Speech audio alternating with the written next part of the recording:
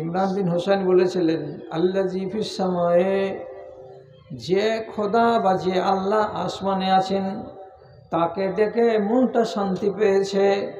তখন নবী বললেন, যদি আসমানের উপরে যে খোদা অবস্থান করেন তাকে মেনে যদি তোমার মনে শান্তি আসে, আর যেগুলোকে ডেকে হেঁকে কোনো শান্তি আসে না সেগুলোকে বাদ কেন করে দাও না?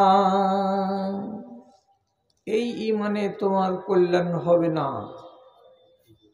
আসমানের আল্লাহকেও ডাকবে আর এই বাহিরের খোদাগুলোকেও ডাকবে, এটা কল্যাণের ঈমান নয়। তেমনি আবুল আহাবের ঈমান, আসমান জমিনের সৃষ্টিকর্তা আল্লাহ এ কথাটা মেনে নিয়েছেন, কিন্তু তারপরের গুলোকে কি করছে, ধূপ ধুনি দিচ্ছে রাত আর দিন। এই ঈমান তাদের কল্যাণ সাধন করতে পারবে না। তাহলে বোঝা গেল ঈমানটা বলিষ্ঠ হতে হবে। সম্পূর্ণটুকুই লাগবে কার উপরে? আল্লাহ রাব্বুল আলামিনের উপরে। তাহলে হবে পাকা ঈমান। কিরকম করে? রুজি দেবেন কে? তো আল্লাহ। বিদ্যার মালিক কে? তো আল্লাহ। খাবারের মালিক কে? তো আল্লাহ। মুসিবত কে পাঠায়? তো আল্লাহ। বৃষ্টিকে নাজেল করেন তো আল্লাহ। সারা জাহানকে মুদাব্বির নিয়ন্ত্রণকারী কে? তো আল্লাহ। আমরা যে এক মাখলুকাত আল্লাহর জমিনে পয়দা হচ্ছি, কেউ মারা যাচ্ছে, কেউ পয়দা হচ্ছে, কেউ মারা যাচ্ছে, কেউ পয়দা হচ্ছে, এই সিস্টেমটাকে চালু রেখেছেন এর মালিকটাকে? তো আল্লাহ। কাউরি বাড়িতে মেয়ে সন্তান দেয়, কাউরি বাড়িতে ছেলে সন্তান দেয়, কাউকে কাউকে বন্ধা করে বানিয়ে রেখে দেন, এ ক্ষমতা কার? তো তিনি হলেন আল্লাহ। এই সমস্ত কথাগুলোকে এক বাক্যে একমাত্র আল্লাহ রাব্বুল আলামিনের নামে যদি আপনার আকীদাটা মজবুত হয় তাহলে হলো পাকা ঈমান। আর কোনোটা বিষয়ে যদি আপনার দুর্বলতা থাকে তাহলে ঈমান বলিষ্ঠ নয়, ঈমানে পোকা লেগে আছে। এই পোকা লাগা ঈমান দিয়ে নিজেকে কামিয়াব বানাতে পারা যাবে না। আর একটু শুনুন, ইবলিস শয়তানেরও 5 পয়সা ঈমান আছে। যেমন কত চালাক ইবলিস শয়তান, এর দিকে তাকান।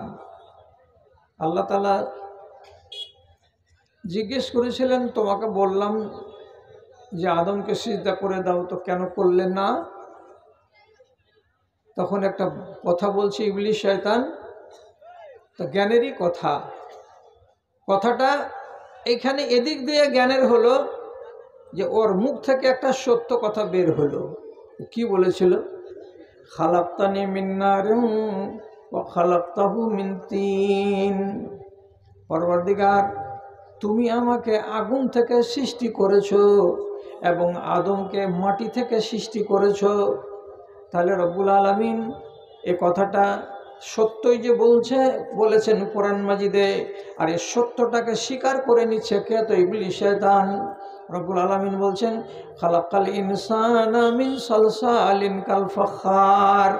আমি মানুষকে তৈরি করেছি পাকা ঠনঠনে শুকিয়ে যেতে গেলে যে পাঁকগুলো হয় ওই কাদা থেকে, ওই পাঁক মাটি থেকে মানুষকে আমি তৈরি করেছি। ওয়া খালাকাল জান্না মিন মারিজিম মিন নার, এবং জিনেদেরকে তৈরি করেছি জ্বলন্ত আগুনের আঙ্গারা থেকে। এটা আল্লাহ তাআলা নিজে কোরআন মাজিদে বলেছেন। আর এই কথাটা ইবলিস শয়তান স্বীকার করে বলছে, আপনি আমাকে তৈরি করেছেন আগুন থেকে আর আদমকে তৈরি করেছেন আপনি মাটি থেকে। তাহলে আল্লাহকে খালেক বলে মেনে নেওয়া, হে আল্লাহ তুমি হলে স্রষ্টা, তুমি হলে সৃষ্টিকর্তা, এটা আমি তোমাকে মেনে নিলাম। ইবলিশের কথাই আল্লাহ রাব্বুল আলামিনকে খালেক বলে ঘোষণা দেওয়া হয়েছে। এই জন্য তার ঈমানের 100 ভাগের ভেতরে 1 ভাগ ঈমান পাওয়া যায়। আর একটু বলি, বদর যুদ্ধের দিন মুশরিকরা যেদিক থেকে লাইন লাগাচ্ছে 1000 জন, আর মুসলমানরা মাত্র 313 জন। এদের লাইনের এক সাইডে দাঁড়িয়ে আছে মানুষের রূপ নিয়ে, আর সবাইকে সাহস দিচ্ছে, বাঁধো পাগড়ি মাথায়, তরবারিকে উঁচিয়ে ধরো, বুকে বল করো, চোখগুলোকে লাল করো, সিনাকে টেনে লড়াই করো। আজকে মুসলমানদেরকে ঘুরিয়ে দিতে হবে যাতে আর কালকে থেকে তাদের মসজিদে আজান না হয়, একটা কোরআন পড়নেওয়ালা দুনিয়াতে না থাকে।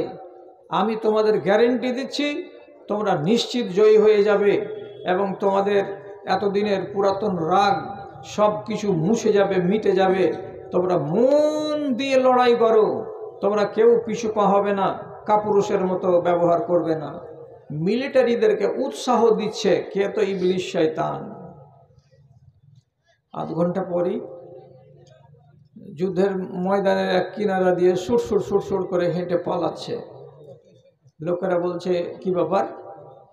তুমি হচ্ছ আমাদের সাহসদাতা, তুমি আমাদের সামনে এত এত কথা বললে আর আমরা বুকে বল পেয়ে আছি, আর এখন আমাদেরকে যুদ্ধের ময়দানে রেখে দিয়ে তুমি একাই পালিয়ে যাচ্ছ। তুমি বীর পুরুষ পালিয়ে যাবে, তো আমরা কেমন করে লড়াই করব? তো ইবলিশ শয়তান কি বলছে? ইন্নী আরা মা লা তারাউনা, আমি আমার দুই চোখ দিয়ে যা দেখতে পাই, তোমাদের মতো এই খ্যাপা পাগলগুলো তা দেখতে পাই না। কেন? আমি হলাম জিনের জাত এবং আমি মালায়েকাদের সাথে উঠেছি, বসেছি, চলেছি, ফিরেছি, তাদেরকে চিনি আমি এবং দেখেছি। এই যে আসমান থেকে ঝাঁকে ঝাঁকে ফেরেশতাগুলো নাজিল হচ্ছে, যেমন হেলিকপ্টার থেকে মিলিটারি যুদ্ধের ময়দানে নাজিল হয়ে যায়, নেমে যায়, ওই রকম বদরের প্রান্তরে দেখো শত শত আল্লাহর ফেরেশতা নাজিল হচ্ছে, সাদা সাদা কাপড় পরে তরবারি হাতে নিয়ে। এখন তোমাদের উপায় নাই, তোমাদের বাবার হিম্মত নাই, তোমাদের 14 গোষ্ঠী মিলতে গেলেও মুসলমানদেরকে পারবে না। কেন? যে 313 জন মুসলমানকে সাহায্য করার জন্য আসমানের মালিক আসমান থেকে মিলিটারি পাঠিয়ে দিয়েছেন। আমি স্বচক্ষে দেখতে পাচ্ছি, তার জন্য ময়দান ছেড়ে পালিয়ে যাচ্ছি। তারপর যেটা কাজের কথা সেটা হলো এটা, ইন্নী আখাফুল্লাহ রব্বাল আলামিন। ওরে কত সত্য কথা! আমার কথাগুলো ইবলিশ শয়তান এই জালসার ডানে বামে যদি থাকে তো সেও শুনছে। কি সে বলেছে? ইন্নী আখাফুল্লাহ রব্বাল আলামিন, আমি আল্লাহ রব্বুল আলামিনকে বলে ভয় করি। আমার জানে আল্লাহকে বলে ভয় আছে। আল্লাহ রব্বুল আলামিন কঠিন ক্ষমতার মালিক, তিনি আযাব দিতে পারেন এবং তিনি সর্বনাশী মানুষকে যে কোনো রকমের শাস্তির মুখোমুখি করে দিতে পারেন। এ বলে আমার জানের ভেতরে ভয় আছে, আল্লাহকে বলে আমার অন্তরটা কাঁপে। কাজে আমি এখান থেকে চলে গেলাম, আমি এখান থেকে পালিয়ে গেলাম। আল্লাহকে ভয় করা ভালো চরিত্র না খারাপ চরিত্র? সবাই তো জানেন যেটা ভালো চরিত্র। আল্লাহ 10 জায়গাতে বলছেন আল্লাহকে ভয় করো, আল্লাহকে ভয় করো। আর ইবলিশ ঘোষণা দিয়ে বলছে যে আমি আল্লাহকে ভয় করি, একদম পরিষ্কার ভাষা, ইন্নী আখাফুল্লাহ, আমি আল্লাহকে ভয় করি। আচ্ছা, প্রশ্ন হলো, তুমি যদি আল্লাহকে বলে ভয় করো তো নামাজ কেন পড়ো না? তুমি যদি আল্লাহকে বলে ভয় করো তো সূরা বাকারার যেটা মূল্যবান আয়াত, আয়াতুল কুরসি, আবু হুরায়রাকে শিখিয়ে দিচ্ছে মানুষের রূপে, আর ও নিজে ওটার উপরে ওর বিশ্বাস নাই। তো বিশ্বাস কেন করো না? যে এটাই তো আমার দোষ, আমি সব বুঝি, আমি সব জানি, আমি আল্লাহকে বলে ভয়ও করি এবং সে কাঁদে, এটাও সহিহ হাদিস থেকে প্রমাণিত। কিন্তু এই যে এতটুকুনি ঈমান, এই ঈমানটুকু নিয়ে ইবলিশ শয়তান যে আজও বেঁচে আছে, মরার পরে কি সে কল্যাণ পাবে? সে তো পাবে না কল্যাণ। কেন? ওরা যেমন এক আল্লাহকে মেনে সমগ্র আল্লাহকে অস্বীকার করতে পারেনি, আর এটাই কথা নবীজি বলেছিলেন প্রথমে এইরকম করে, লা ইলাহা, কোনো মাবুদ নেই, দিয়ে শেষখানে বলেন ইল্লাল্লাহ, একমাত্র আল্লাহ। তো সবকে ডানে বামে লা ইলাহা, কোনো মাবুদ নেই বলে একমাত্র ইল্লাল্লাহকে, এ কথাটাকে সাব্যস্ত করার কথা, কিন্তু সেটা তারা করতে পারেনি। যার কারণে আল্লাহ তাআলার সাথে সাথে অন্যান্য আল্লাহকেও আল্লাহ ধরে থেকেছে, এই জন্য তারা মুশরিক হয়ে আছে, আর ওই 1 পয়সার ঈমান তাদের কাজ দেয়নি। এখন ওই জের টেনে এনে আপনার ঘাড়ে চাপাচ্ছি, আপনার বাড়ি হলো ইলামি তারানগর, কি চাপাচ্ছি? আপনাকে যদি আলাদাভাবে জিজ্ঞেস করি যে আপনি আল্লাহকে ভয় করেন, আপনি এক বাক্যে বলবেন, মৌলভী সাহেব কে আছে দুনিয়াতে যে আল্লাহকে ভয় করে না? আপনি করেন? জি করি। আল্লাহর কসম কথাটা আপনার ঝুটা। কেন ঝুটা? আপনার যতগুলো আমল আপনি করছেন আর আল্লাহকে বিশ্বাস করি বা আল্লাহকে ভয় করি কথাটা যদি সত্যি হতো, তাহলে আপনার এই কলমে এতগুলো কাজ আপনার দ্বারাই হতো না। যতগুলো গন্দেগিতে আমরা ডুবে আছি, আমরা আর আমাদের মা বোনেরা ডুবতাম না। কেন? সবাই এক কথায় বলে আল্লাহকে জানি, আল্লাহকে চিনি, আল্লাহকে মানি, আল্লাহকে ভয় করি, ব্যাস। কিন্তু অ্যাকচুয়ালি আল্লাহ কি জিনিস, শতকরা ৯৫টা মানুষই আমরা এটাকে বোধ বুদ্ধির ভেতরে নিয়ে আসি না। কি জিনিস আল্লাহ? তিনি নিজের পরিচয় দিতে গিয়ে কোরআন মাজিদে বলেছেন, লা ইয়াযুবু আনহু মিসকালা যাররাতিন ফিস সামাই ওয়াল আরদ। আকাশ এবং বাতাসে, জমিনে, সাত সমুদ্রে, পাহাড়ে, যে কোনো প্রান্তে, যে কোনো জায়গায় একটা জাররা যদি পড়ে থাকে কোনো জায়গায়, যদি একটা চাঁদির টুকরা পড়ে থাকে 7 তাবাক পাথরের তলায়, কোনো একটা জঙ্গল, গহীন জঙ্গলের ভেতরে কোথাও যদি একটা সরিষার দানা পড়ে থাকে, তো রব্বুল আলামিন বলছেন আমার চোখ থেকে একটা সরিষার দানা কোনটা ঢেলের নিচে পড়ে আছে, কোনটা পাথরের তলায় পড়ে আছে, কোন গাছের তলায় কোথায় একটা লোহার টুকরো পড়ে আছে, আমার চোখ থেকে কেউ ফাঁকি দিতে পারবে না, কেউ আমার চোখ থেকে আড়াল হতে পারবে না।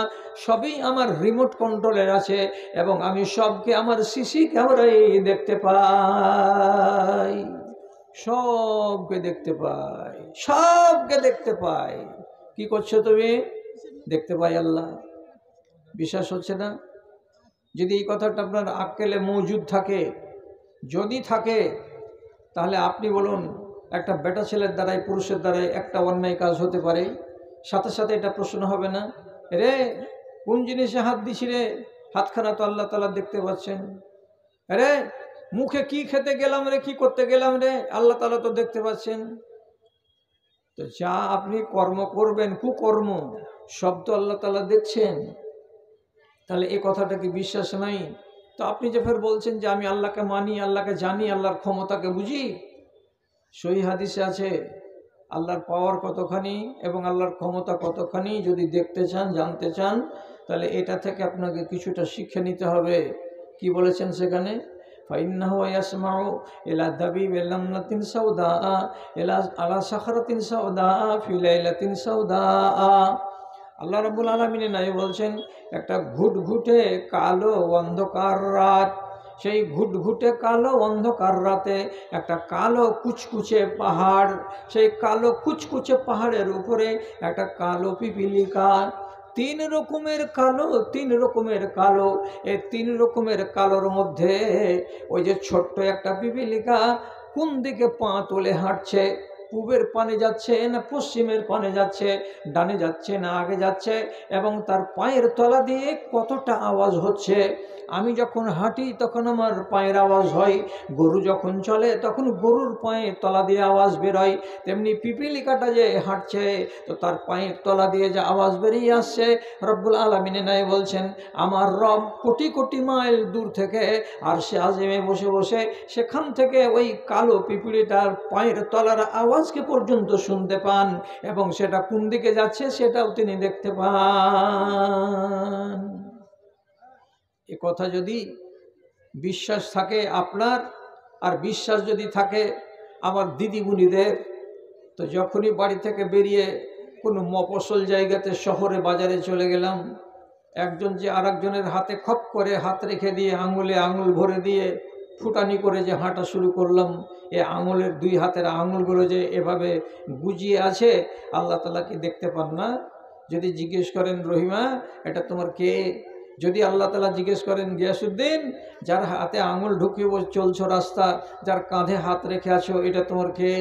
যদি তোমার বিবি হয় তো ভালোই কথা, আর যদি বিবি না হয় তো তাহলে জবাবটা কি দেবে? তোমার জানের ভেতরে কি 1 নয়া পয়সা ভয় আছে?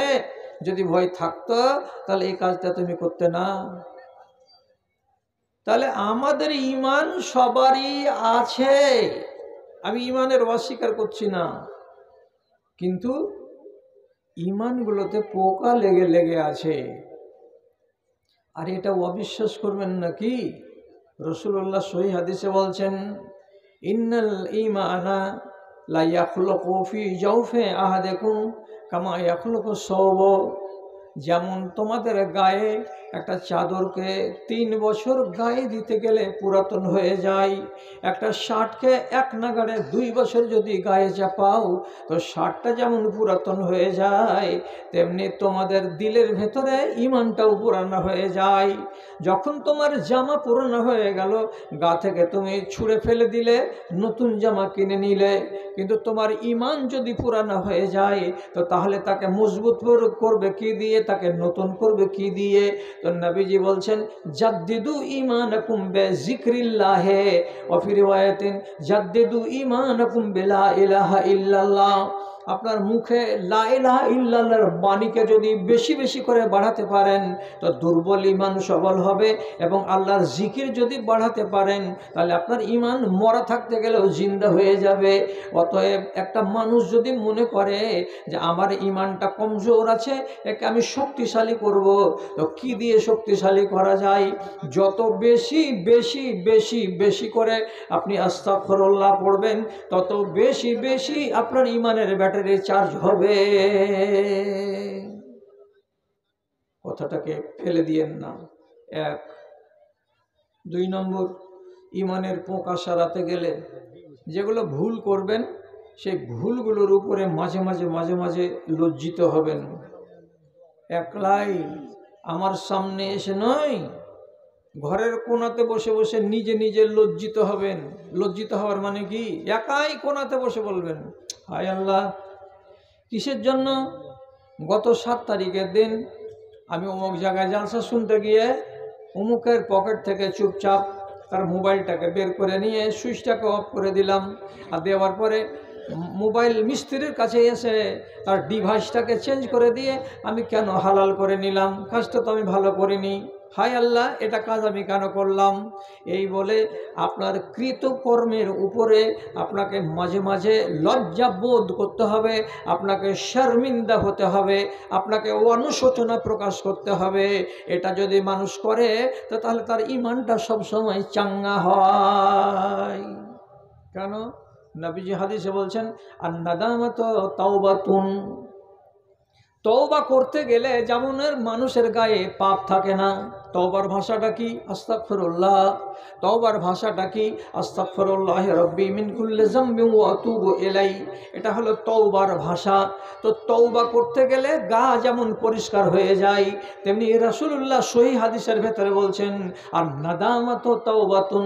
একটা মানুষ যদি ঘরের কোণে নির্জনে বসে লজ্জিত হয়, শর্মিন্দা হয়, অনুশোচনা প্রকাশ করে, তাহলে এটা হলো তার তওবা। তার পাপগুলো ঝরে ঝরে ঝরে ঝরে যায়। এটা হয় কখনো আপনার যে এই কাজ আমি করেছি, এই কাজ করা আমার ঠিক হয়নি, আল্লাহ এটার জন্য আমি খুবই লজ্জিত, আমাকে খুব শরম লাগছে, আমি মনে মনে অনুতপ্ত, এরকম কথা কি মনের ভেতরে জাগে? বরং যারা যৌবনকালে থাকে তারা বলে এটা তো এসব করারই বয়স, কিছুদিন হোক, বুড়ো বয়সে আল্লাহ তাআলার কাছে খাকসারি করব। এ কথা যারা বলে তারা নেহাত ভুল কাজ করে, কঠিন ভুল কাজ করে। কেন? যে আয়ুর কোনো গ্যারান্টি নেই। আর যারা টাটকা টাটকা করে, ভুল হলো কাল না হয় পরশু বা 2 দিন পরে ওর মনে চলে এলো আমি ধুলিয়ানের গরুহাটে গিয়ে এই কাজটা করেছিলাম, চলে এলো খেয়াল, অনুশোচনা করে ঘরের কোনায় বসে বসে, আল্লাহ তাআলা তোমাকে মাফ করে দেবেন, ঈমানের পোকাটা সরে যাবে, ঈমানটা সলিড হয়ে থাকবে, দুর্বল হোক বা সবল হোক। তাহলে ঈমানকে সবল করার জন্য হলো তওবা আর ইস্তেগফার। তো তওবারই একটা অংশ, এটা হল নাম কি? লজ্জা বোধ করা, লজ্জিত হওয়া। কেন করলাম এই কাজ? আপনাকে কতটি কথা শোনাবো এর উপরে। একগুলো অনুশোচনা হলো আমার নিজের কোনো কর্মকে দেখে যে এটা কাজ আমি যদি না করতাম তাহলে হয়তো ভালো হতো, কেন করলাম। আর একগুলো মানুষ ইয়াকিন করে নাই যে আমি এটা যে করেছি তো একদম নেহাত ভুল কাজ করেছি, এই ভুলের উপরে লজ্জিত হওয়া এবং শর্মিন্দা হওয়া। তাহলে দুটাতে আসমান জমিনের তফাৎ। কথার দিকে খেয়াল রাখতে পারবেন। এদিকে তাকান আমার দিকে দয়া করে আল্লাহর ওয়াস্তে। হযরত আলী রাদিয়াল্লাহু তাআলা আনহু এবং মুয়াবিয়া রাদিয়াল্লাহু তাআলা আনহু একটা রাজনৈতিক দ্বন্দ্বে জড়িয়ে গেছিলেন, গিয়ে তারা যুদ্ধে মুখোমুখি হয়েছিলেন। যুদ্ধটার নাম হলো সিফিনের যুদ্ধ। সে যুদ্ধের ময়দানে আল্লাহ সবকে মাফ করে দিও তুমি, বুঝার ভুল হয়েছিল দুই বড় বড় সাহাবীর। একদিকে হাজার হাজার মিলিটারি নিয়ে হাজির হযরতে মুয়াবিয়া, আর একদিকে হাজার হাজার মিলিটারি নিয়ে হযরতে আলী রাদিয়াল্লাহু তাআলা আনহু।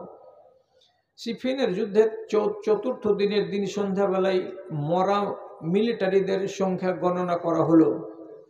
মরা কতটি মরেছে দুই পক্ষের, তো সংখ্যাটা একটু 19-20 হতে পারে।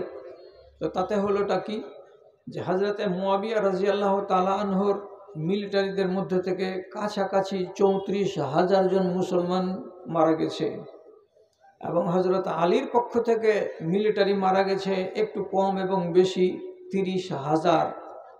তাহলে দুই পক্ষ থেকে মুসলমান মারা গেছে কতটি? 64,000। সুবহানাল্লাহ।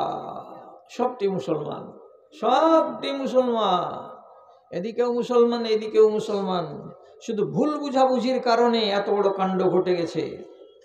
হ্যাঁ, ভুল তো হয়। ভুল যদি মানুষ না করবে তো আপনি ফেরেশতা হতেন, আপনাকে দুই চোখে আমি দেখতে পেতাম না। ভুল করে না কারা?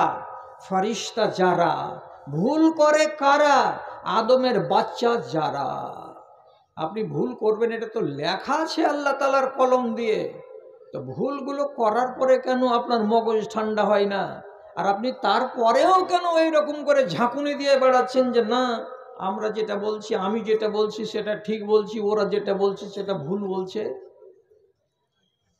64,000 মিলিটারি যখন ময়দানে শহীদ হয়ে সব পড়ে আছে লাশ, সেদিন রাত্রিতে হযরত আলী রাদিয়াল্লাহু তাআলা আনহু খবর পেলেন। তো পাওয়ার পরে চোখের কোনা দিয়ে বড় বড় 2 ফোঁটা পানিকে নামিয়ে কাঁদতে কাঁদতে কাঁদতে কাঁদতে তিনি বলছেন, ইয়া লাইতানি মিতু ক্বাবলা 20 সানা। আয় আমার দুঃখ, হায় আমার আফসোস, আমি যদি এই দিন থেকে শুরু করে 20 বছর আগে মরে যেতাম। 20 বছর আগে যদি আমার মরণ হয়ে যেত, তাহলে আমি হযরত উসমানের শহীদ হয়ে যাওয়ার পরে মদিনার মুসলমানদের চাপে পড়ে নিজেকে খলিফা বানাতাম না। এবং এই উসমান রাদিয়াল্লাহু তাআলা আনহুর প্রতিশোধকে কেন্দ্র করে সিরিয়ার মাটিতে হযরতে মুয়াবিয়া এইভাবে তিনি নিজেকে খলিফা বলে দাবি করতেন না। একই ময়দানে একই রাষ্ট্রে দুটো খলিফা, এটা কোনোদিন হয় না। তার জন্য আমি নিজেকে হক এবং ওই লোকটাকে বাতিল সাব্যস্ত করে তার সঙ্গে লড়াই করতে গেলাম। আর লড়াই করতে গিয়ে মুসলমানেরা দুই দল থেকে 64,000 মরে গেল। হায় আল্লাহ, কিয়ামতের দিন যদি জিজ্ঞাসা করা হয়, এইরকম যদি হয়ে যায় যে আমি নাহক ছিলাম, আমি হকের উপরে ছিলাম না, তাহলে আমাকে এটা কৈফিয়ত দিতে হবে। কেমন করে আমি কৈফিয়ত দেব? যদি এমনটা হয় যে হযরতে মুয়াবিয়া রাদিয়াল্লাহু তাআলা আনহু নাহকে পড়েছিলেন, তাহলে তিনি কেমন করে 64,000 মানুষের মরে যাওয়ার কৈফিয়ত দিবেন? এই কথাটা যখন চিন্তাতে এলো তখন তিনি লজ্জিত হলেন, শর্মিন্দা হয়ে গেলেন। আর যাওয়ার পরে আলী রাদিয়াল্লাহু তাআলা আনহু বলছেন, 20 বছর আগে যদি মরে যেতাম তো সেটাই ভালো ছিল, আমি কিসের জন্য বেঁচেছিলাম? তো কাজ তার দ্বারাই একটা হয়েছে বলে না অনুশোচনা। আপনার কখন হবে অনুশোচনা? আমাদের মধ্যে এটা কেন আসে না? দেখেন, কথাগুলোকে বাড়িয়ে নিয়ে যান না। যে 60 থেকে 70 বছর এই উম্মতিদের জন্য আল্লাহর নবীকে বয়স দিয়ে দিয়েছেন আল্লাহ তাআলা ধার্য করে, আর বলে দিয়েছেন আমার উম্মতি মা বাইনা 60 ইলা 70। আমার এই উম্মতিদের বয়স হবে 60 থেকে 70 বছর। কাল্লা মান ইয়াতাজাওয়াজ, এবং খুব কম লোক 70-এর সীমানাকে পার করে 71, 75, 80, 90-এ যাবে। তাহলে আমাদের গড়ন বয়সটা হলো কত জানলাম? 60 থেকে 70 বছর।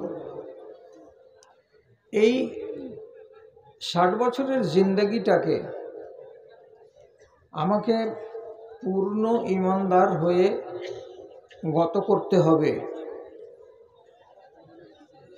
আর ইমান যদি দুর্বল হয় তাহলে 60 বছরের জিন্দগিতে পোকা লাগা ইমান নিয়ে কবরে গেলে প্রথম চান্সে কল্যাণ হবে না। আপনাকে অনেক আযাব শাস্তি ভোগ করার পর কোনো রকম করে শেষের বেলায় একটুখানি নাজাত পাবেন। এই জন্য এক কথাতেই উত্তর হলো এই, ইমান থাকলে জান্নাত, ইমান না থাকলে জাহান্নাম। ইমান হতে হবে সলিড ইমান, যদিও হবে না কিন্তু চেষ্টা চালাতে হবে। আমার ইমান যেন আবু বকরের মতো হয়, আমার ইমান যেন ওমরের মতো হয় রাদিয়াল্লাহু তাআলা আনহুম। আমার ইমান যেন দুর্বল না হয়, ইমানে যেন খুঁত না থাকে, ইমান যেন বলিষ্ঠ হয়, ইমানে যেন কোনো রকমের ত্রুটি না থাকে। আপনি হয়তো মনে মনে ভাববেন যে এমন কথাগুলো তো এর আগে শুনিনি, যে কথা আমি আপনাকে বলতে যাচ্ছি শুনে হয়তো আপনাকে নতুন লাগবে, কিন্তু নতুন মনে করিয়েন না, খুব সত্য কথা আর বরহক কথা। ইবলিসের 10 পয়সা ইমান আছে, ফেরাউনের 10 পয়সা ইমান ছিল, আবু লাহাবের এবং উতবা শাইবা এদের 10 পয়সা পরিমাণে 5 পয়সা পরিমাণে ইমান ছিল। তো ওরা তো মরে গেছে, কিন্তু ইবলিস শয়তান মরেনি, এখন ওই 10 পয়সার ইমান নিয়ে বেঁচে আছে। আপনার ইমান যদি মূল্যায়ন করে দেখি আর শেষের বেলায় দাঁড়ায় অবস্থাটা আল্লাহ না করে যে ইবলিসের ইমানের মতো হয়ে যাচ্ছে অথবা আবু লাহাবের ইমানের মতো হয়ে যাচ্ছে, তাহলে আফসোস করার আর ভাষা থাকবে না। আপনি জানতে চাইবেন যে ইবলিসের ইমান কোথায় আর আবু লাহাবের ইমান কোথায়, তো একজন যোগ্যতম ব্যক্তি শেখুল হাদিস সভাপতি আছেন, আমি ওনাকে সাক্ষী রেখে কথাটা বলছি। আল্লাহ তাআলা বলছেন মক্কার লোকেদেরকে সম্বোধন করে, লা ইন সাআলতাহুম মান খালাকাস সামাওয়াতি ওয়াল আরজ লা ইয়াকুলুন্নাল্লাহ।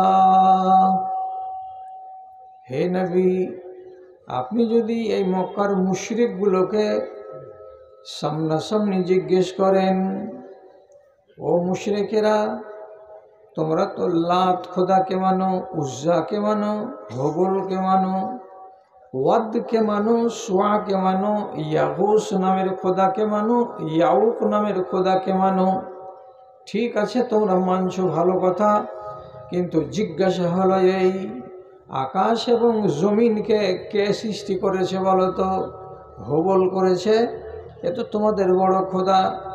লাত করেছে, এটা তো তোমাদের খুব প্রিয় খোদা। উজ্জা কি করেছে? আসমান জমিনকে সৃষ্টি। কোনটা খোদা তোমাদের আসমান এবং জমিনকে সৃষ্টি করেছে বলো তো? আপনি যদি জিজ্ঞেস করেন ওদেরকে, ওরা সবাই এক বাক্যে উত্তর দিয়ে বলবে, কোরআন বলছে কথাটা, লা ইয়াকুলুন্নাল্লাহ, তারা সবাই বলবে আসমান এবং জমিনকে সৃষ্টি করেছেন আল্লাহ রাব্বুল আলামিন।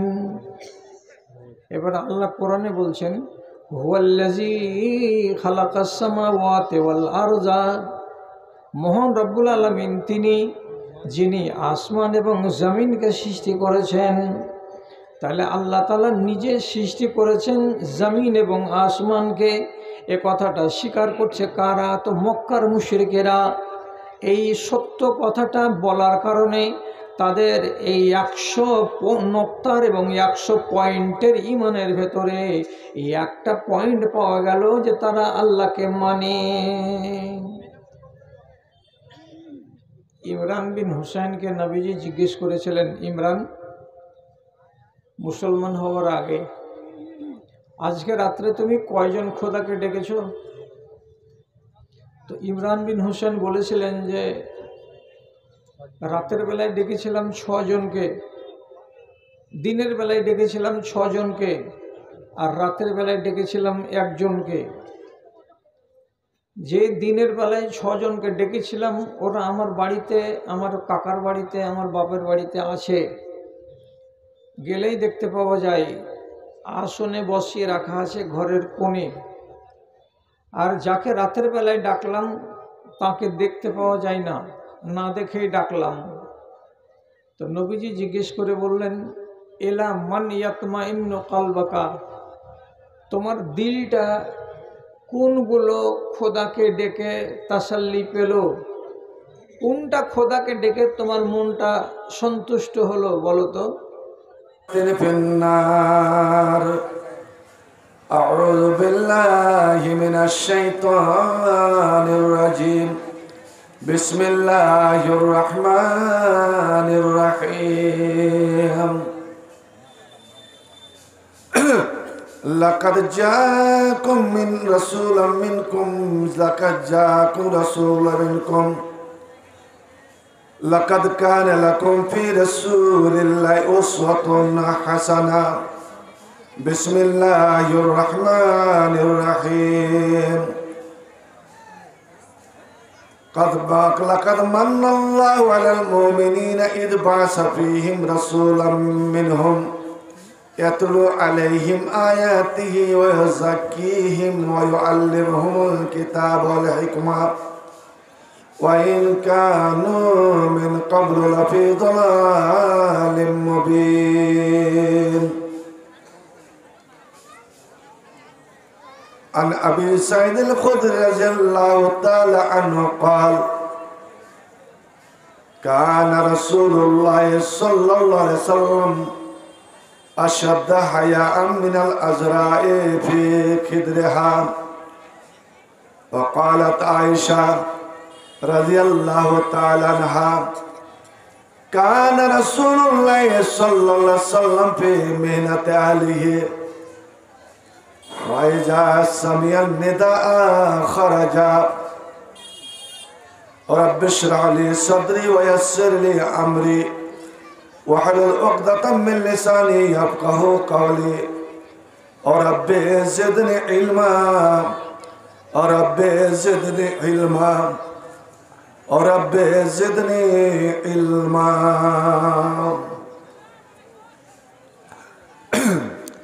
মদিনাতে নূরের আলো কে জ্বালালো হায়, কে আনিলো হায়, কে দেখালো হায়। মদিনাতে নূরের আলো কে জ্বালালো হায়, কে দেখালো হায়, কে আনিলো হায়। এলেন নবী এই ধারাতে দিনের দাওয়াত পৌঁছে দিতে। এলেন নবী এই ধারাতে দিনের দাওয়াত পৌঁছে দিতে। না মানিল কাফেরেরা কত কষ্ট পায়, কে আনিলো হায়, কে দেখালো হায়। মদিনাতে নূরের আলো কে দেখালো হায়, কে আনিলো হায়, কে দেখালো হায়। গেলেন নবী তায়েফেতে দিনের দাওয়াত পৌঁছে দিতে। গেলেন নবী তায়েফেতে দিনের দাওয়াত পৌঁছে দিতে। কাফেররা মারল পাথর, কাফেররা পাথর মারল প্রিয় নবীর গায়। কে আনিল হায়, কে জ্বালালো হায়। মদিনাতে নূরের আলো কে জ্বালালো হায়, কে দেখালো হায়, কে আনিল হায়। দুহাত তোলে আল্লাহ, দুহাত তোলে সকাতরে, দুহাত তোলে আল্লাহর কাছে বলেন নবী সকাতরে। দুই হাতে তোলে আল্লাহর কাছে বলেন নবী সকাতরে। বান্দা তোমার ওয়াবুজ মাওলা, বান্দা তোমার ওয়াবুজ মাওলা, ক্ষমা করো তাই না মানিল হায়, কে দেখালো হায়। মদিনাতে নূরের আলো কে জ্বালালো হায়, কে দেখালো হায়, কে জ্বালালো হায়। সাল্লাল্লাহু আলাইহি ওয়াসাল্লাম। শ্রদ্ধেয় সভাপতি, এগুলো খুব অভ্যাস খারাপ লাগে। হারানো জিনিসের এলান মসজিদে করতে হয় না। কেউ যদি বাইরে হারা জিনিস মসজিদে এলান করে তো নবী বলছে ওকে বদদুয়া দাও। বদদুয়া কাউকে দিতে হয় না। কিন্তু মসজিদ যে লা রাদ্দা আল্লাহ আলাইকা, আল্লাহ যেন তোকে ফিরিয়ে না দেয়। বলেন তো জালসা শুনতে আসছে, ওই ছেলেটা নিশ্চয় মায়ের বা বাপের সঙ্গে এসছে। মা বাবা কেমন যে ছেলে হারিয়ে যায়। একটা ছেলে হারিয়ে গেছে, কেউ পেলে আপনার স্টেজে রেখে যাবে বা স্টেজে আছে। মুরগি তার বাচ্চাকে খুঁজে নাই, বাচ্চা যদি একটা বেউল হয়ে যায় তো মাও আওয়াজ করে, বাচ্চাও আওয়াজ করে, এইভাবে খুঁজে নাই। আমরা তো মানুষ, বাচ্চা আছে স্টেজে, আপনার বাচ্চা আপনি নিয়ে যান। শ্রদ্ধেয় সভাপতি, উলামা ইকরাম, মাশায়েখ ইজাম, পাক মজলিসে সমাবেত সকল মুসলিম সমাজ, সবার আনাচে কানাচে পর্দার আড়ালে বসে থাকা আমার মা ও বোনেরা, সকলের প্রতি রইল আন্তরিক সালাম, শুভেচ্ছা, অভিনন্দন ও আন্তরিক ভালোবাসা। শ্রদ্ধেয় ভাই সকল, সিরাতুন নবী, নবী করিম সাল্লাল্লাহু আলাইহি সাল্লামের সিরাতে মোবারকা, পবিত্র জীবনাবলী এতটাই দীর্ঘ, যেমন কোরআনের ব্যাখ্যা বিশ্লেষণ করে আজ পর্যন্ত কেউ শেষ করতে পারেনি, আর কিয়ামত পর্যন্ত পারবে না। কোরআনের গভীরতায়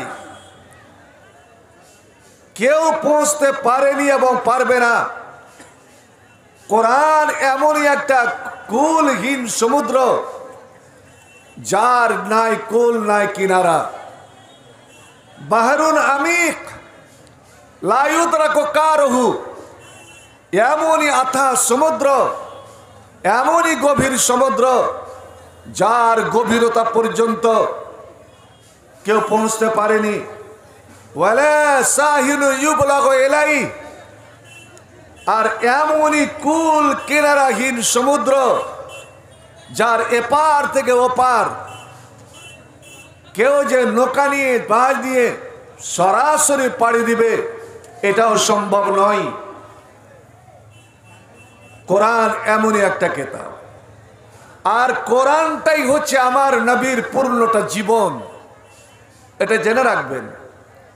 এটা কোনো রাম কাহিনী নয়, মহাভারতের কাহিনী নয়, রুস্তম সোহরাবের পুঁথি নয়, সোনাভানের পুঁথি নয়। যে এখান থেকে শুরু করলাম ওখানে শেষ করে দিলাম, শেষ হয়ে গেল। ভাই আমার, আল্লাহ মহান, আল্লাহর পৃথিবী বিশাল পৃথিবী। যেই পৃথিবীতে আমরা বাস করি, বাস করেও আমরা যেমন পৃথিবীর কিনারা পাই না। কয়টা বৈজ্ঞানিক পৃথিবীর কিনারা পেয়েছে? আমরা মালদা জেলার মানুষ, গোটা মালদাটার মানচিত্র তো আমরা বর্ণনা করতে পারবো না মালদাতে বসবাস করে। তো আল্লাহর নবীর সিরাত, এই জালসায় 1.5 ঘন্টার জালসায় কোনটা সাইড, নবীর জীবনের কোনটা সাইড নিয়ে আলোচনা করা যায়?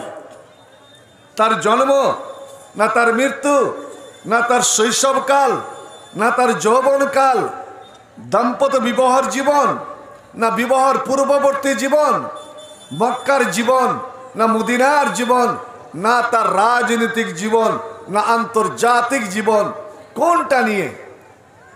সর্বক্ষেত্রে আল্লাহ রাব্বুল আলামিন বলছেন তোমাদের নবী তোমাদের জন্য সর্বক্ষেত্রে আইডিয়াল, সর্বক্ষেত্রে তোমাদের নমুনা।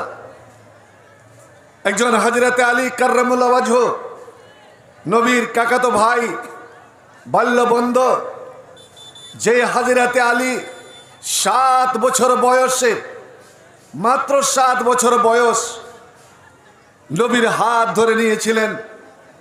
যখন আল্লাহর নবীকে সাফা পাহাড়ে মক্কার লোকেরা অপমান করলো, কেউ তার দরখাস্তের দিকে কর্ণপাত করলো না। নবী বলেছিলেন আমার কাছে এমনই একটা মহামন্ত্র আছে, আল্লাহ রাব্বুল আলামিন আমাকে এমনই একটা মন্ত্র শিখিয়ে দিয়েছেন। এ আমার জনমণ্ডলী, এ আমার বংশের লোকেরা, এ মক্কাবাসী, তোমরা যদি ওই মন্ত্রটা অন্তর থেকে আমার সঙ্গে তোমরা যদি পড়ো, তোমরা যদি মেনে নাও, তো তামলিকুনাল আরাবা ওয়াল আজামা, তোমরা আরবের, তোমরা অনারবের, সারা বিশ্বের সর্দার হবে তোমরা। ভাইজান, সবাই এক বাক্যে বলে উঠেছিল মুহাম্মদ তুমি সত্যবাদী, তুমি কোনোদিন তো মিথ্যা বলো না, তুমি কাউকে ফাঁকি দাওনি, ধোকা দাওনি, কাউরির সঙ্গে তোমার চিটিংবাজি করে ইতিহাস নাই। এই জন্য তো আমরা তোমাকে সত্যবাদী বলে ডাকি, আর সাদেক বলে ডাকি, আল আমিন বলে ডাকি, বিশ্বস্ত বলে ডাকি। আজ যেটা তুমি আমাদের সামনে বলবে, তুমি ব্যক্তি হিসাবে কোনো একটা মানুষের সামনে যদি মিথ্যা না বলো, আজ তোমার সমস্ত বংশধরকে ডেকে তুমি মিথ্যা বলবে না।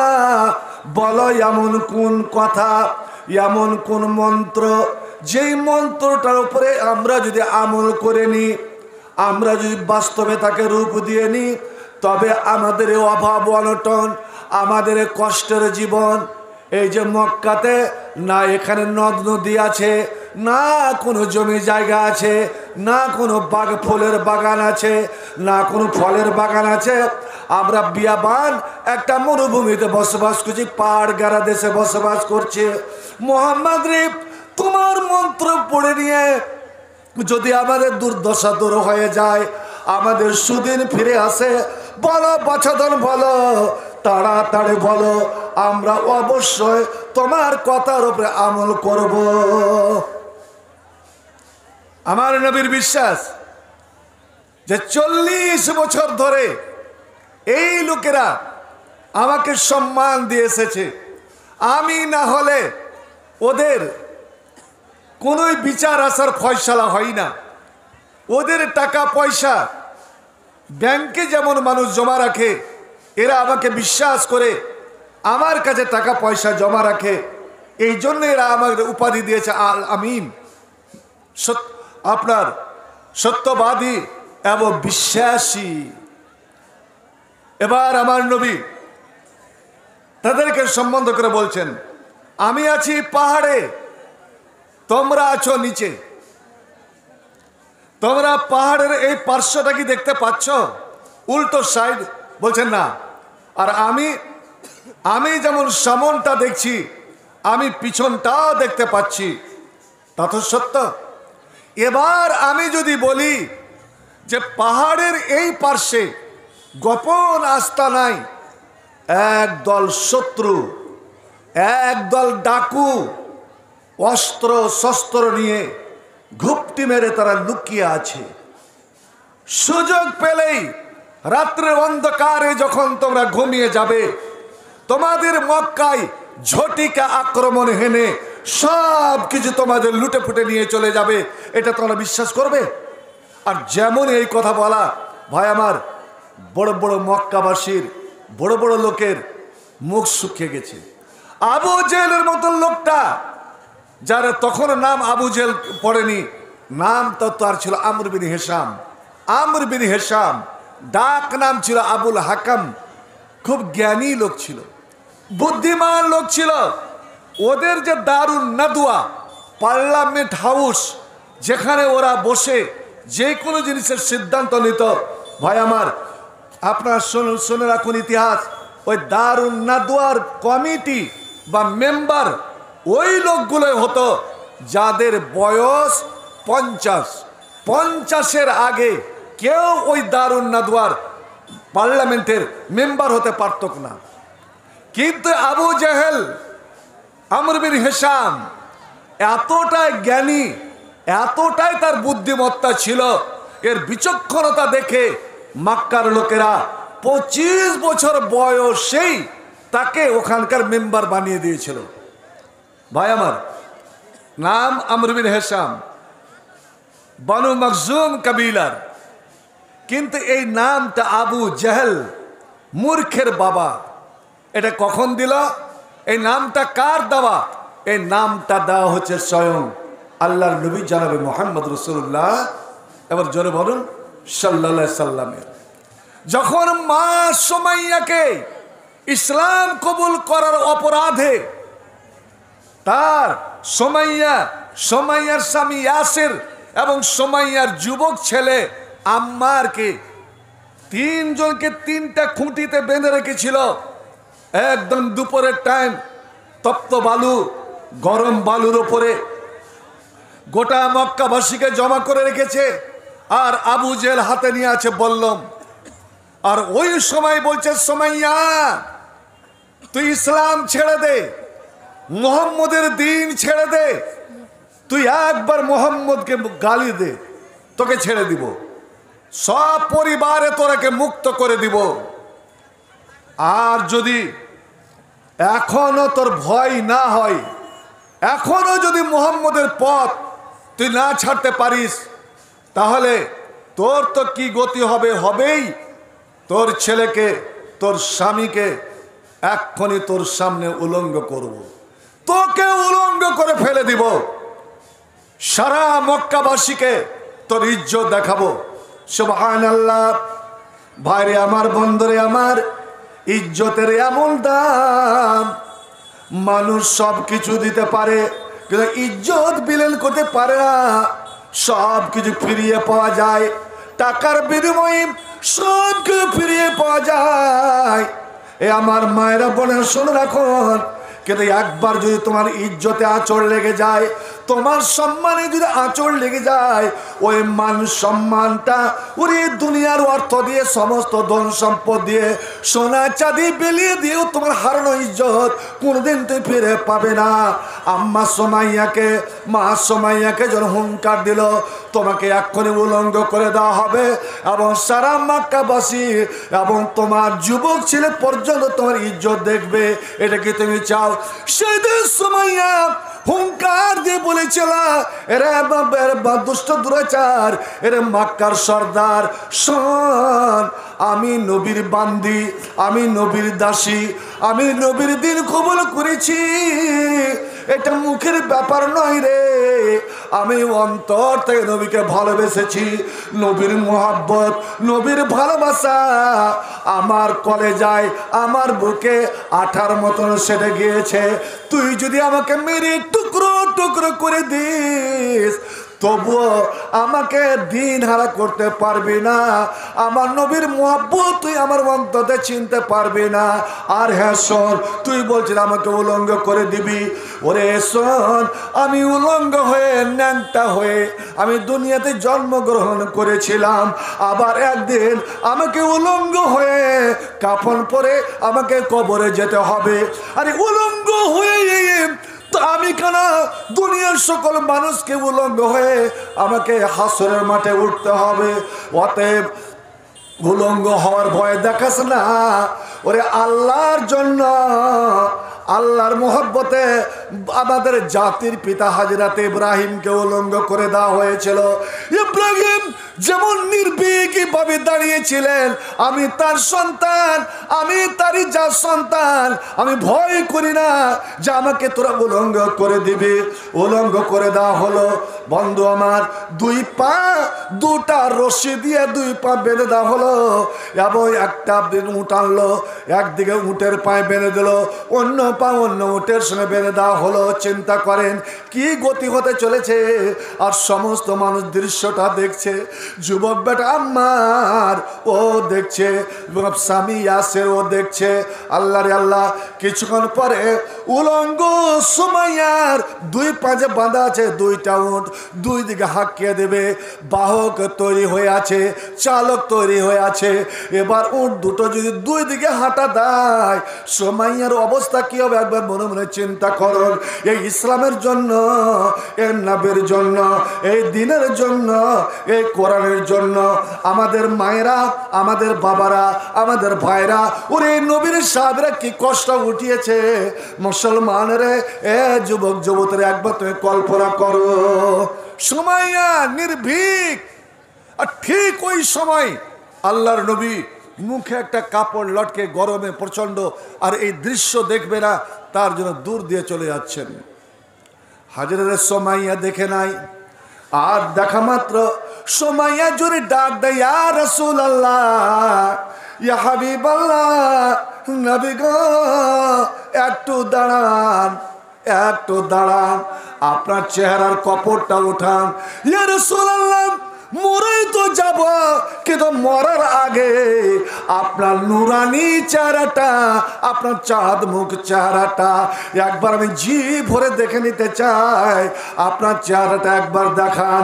আল্লাহ রাব্বুল আলামিন যদি আমাকে জিজ্ঞেস করেন, সুমাইয়া, জীবনের শেষে গিয়ে ঠিক যে সময় তোমার জীবন পাখি বের হয়, ওই পাখি উড়ার আগে আগে তুমি কোন জিনিসটা দেখেছিলে? তোমার আখেরি দেখা কি আমাকে একটু বলো তো। ইয়া রাসূলুল্লাহ, আমি যেন গর্ব ফখর করে বলতে পারি, নবী গো, আল্লাহ, আমি তোমার হাবিব, তোমার পিয়ারা নবীর চেহারা আমি দেখে মারা গিয়েছিলাম।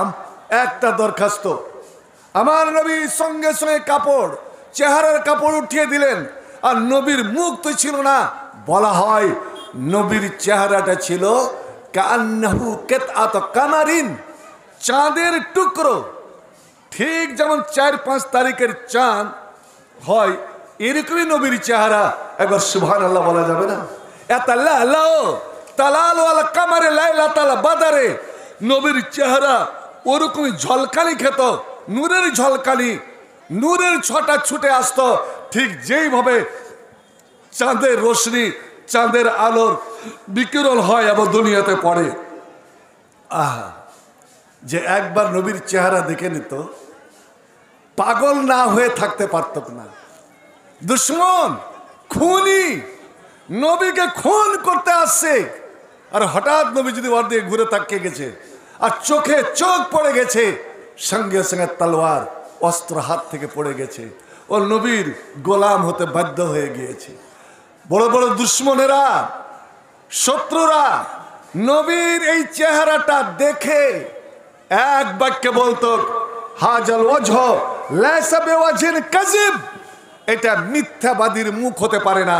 যারা ঝুঠা কথা বলে, এই ঝুঠা ব্যক্তির, অর্থাৎ ইনি সত্যবাদী, ইনি সত্যবাদী। শত্রুরাও সাক্ষী দিত, লাইসাল ওয়াজহ হাজাল ওয়াজহ লাইসা বিওয়াজহিন কাযিব, হাজাল ওয়াজহ ওয়াজহ সিদকিন, এই চেহারাটা হচ্ছে সত্যবাদীর চেহারা। ভাই আমার, আপনারা জানেন আমার নবীকে আল্লাহ কতটা রূপ দিয়ে কত সুন্দর করে দুনিয়াতে পাঠিয়েছিলেন। আহা, আমরা ইসুফ নবীর ঘটনা খুব শুনেছি আর জানি, এটা সবারই জানা যে ইসুফ নবীকে আল্লাহ অর্ধেকটা রূপ ঢেলে দিয়েছিলেন। অর্ধেক রূপ ইউসুফকে আর অর্ধেক রূপ সারা পৃথিবীর মানুষকে। কোরআনের ভাষায় যেই রূপ দেখে মিশরের রাজকন্যারা জুলাইখা ওদেরকে দিয়েছিল ফল কাটতে, একটা চ্যালেঞ্জের মোকাবেলায় ফল কাটতে দিয়েছিল। ফল আর প্রত্যেকের হাতে একটা করে ধারালো ছুরি। আমি যখন ইসুফকে তোমাদের সামনে নিয়ে হাজির করব, আর ইসুফ সবসময় মুখ ঢেকে রাখতেন, মেয়ে ছেলে বোরকা পরার মতন। আমি যখন ইসুফকে বলবো তুমি নেকাব উঠিয়ে দাও, আর ওই সময় আমি তোমাদেরকে বলবো রেডি, ঠিক ওই মুহূর্তে তোমাদেরকে এই আপেলটা মধ্যখানে পৌঁছে দিতে হবে, 2 টুকরো করতে হবে। এ মেয়ে ছেলেরা মুচকি মুচকি হাসে যে হায় রে তুই পাগলি জেলেখা রে, ওর মোহাব্বতে পাগল, তুই যে কত সুন্দর মনে করছিস তো তুই জানিস।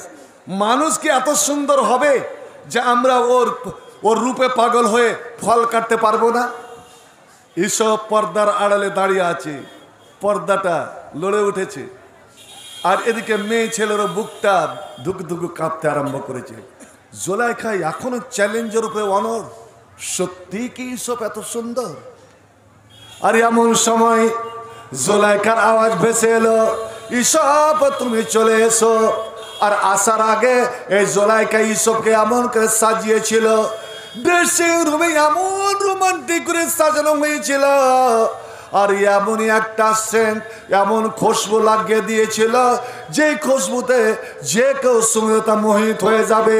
হাজিরাতে ইউসুফ যখন সমস্ত রূপ সৌন্দর্যতা নিয়ে রূপের ঢেউ খেলিয়ে যখন সামনে এসে হাজির আর নেকাব উঠিয়ে দিয়েছে, আল্লাহ রে আল্লাহ, গোটা ঘর যেন আলোর একটা বিজলির যেন ছটা পড়ে গেল, সজরে যেন বিজলি পড়লো। আর এমন বিদ্যুৎ হলো যে বন্দরে সকলের যেন চোখ ছান্দে লেগে যায়, সবারই হাত থেকে ফল ছুটে গেল।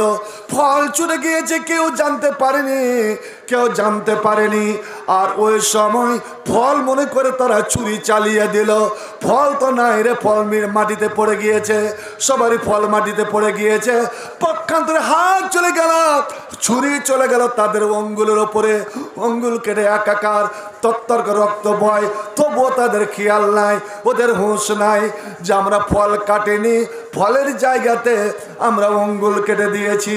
আর এদিকে জুলাইখা বিজয়ের হাসি খিলখিল করে হাসে আর বলে কোরআনের ভাষা, জালেকা লুমতুন্নানি, এ মিশর মেয়ে ছেলেরা, তোরা এক ঝলক দেখে, এক পলক দেখে তোরা সইতে পারলে না, নিজেকে কন্ট্রোল করতে পারলে না রে।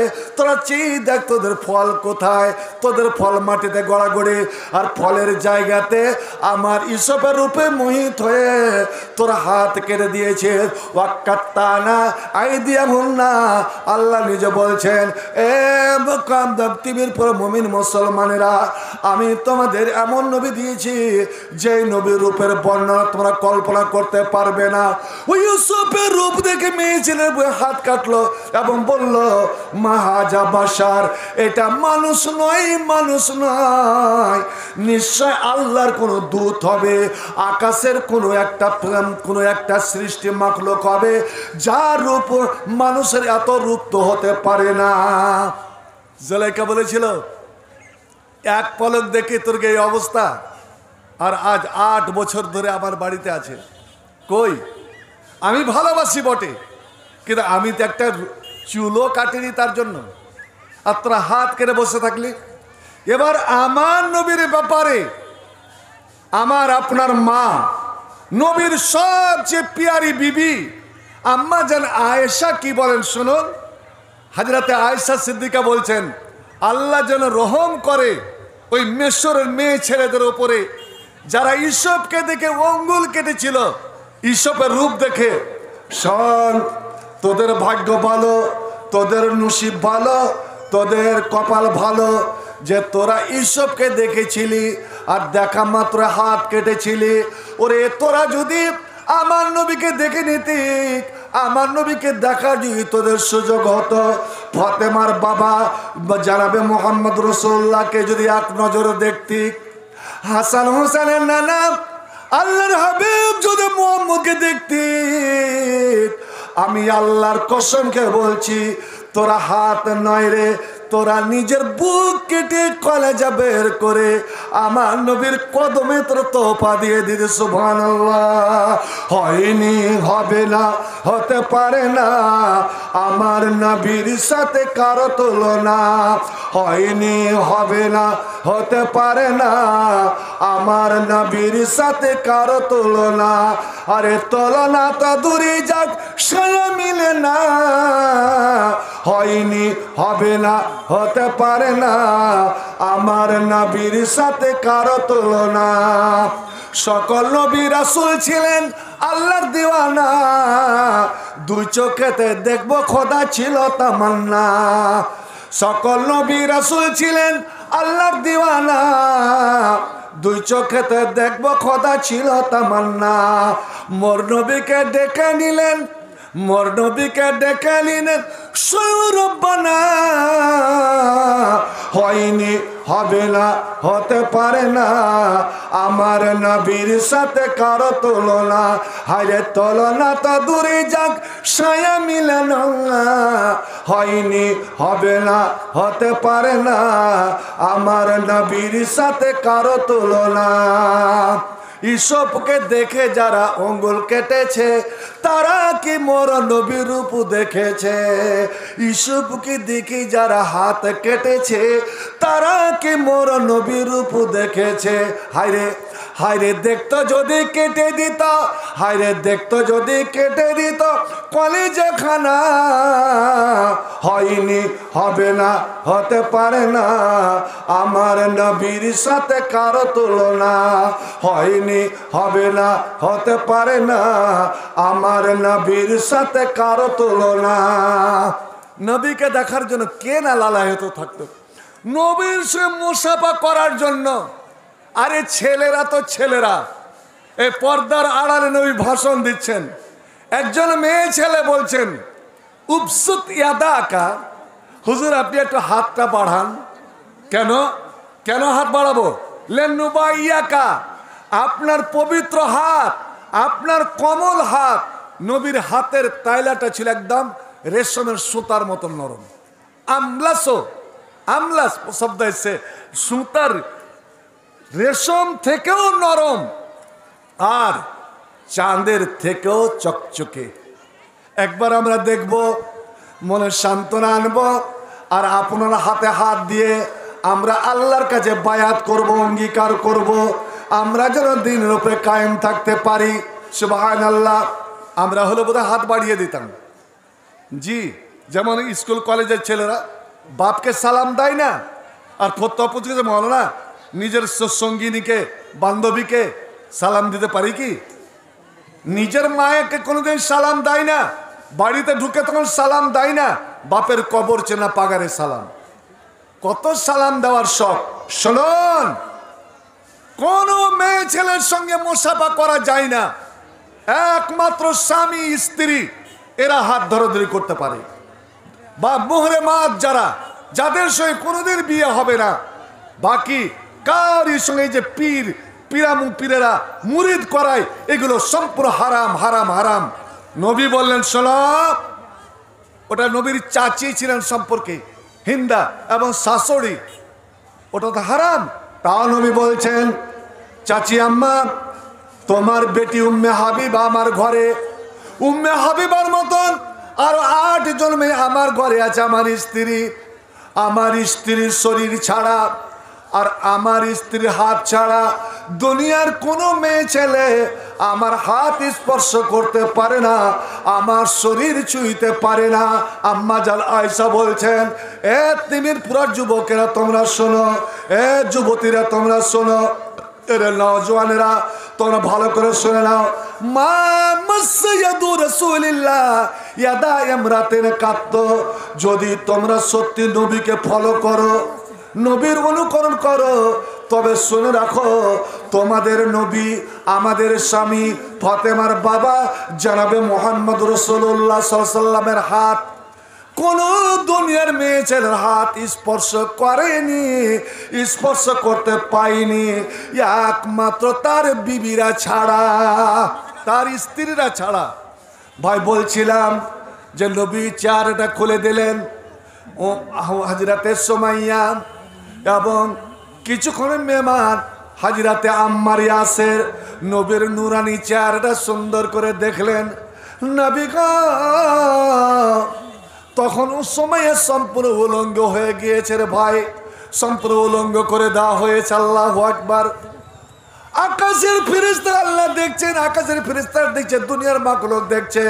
হযরত সুমাইয়া কেঁদে কেঁদে নবীকে বলছেন, ইয়া রাসূলুল্লাহ উদুল্লাহ আলাইহিম, নবী গো আর কষ্ট সহা যায় না, আর যন্ত্রণা সহা যায় না।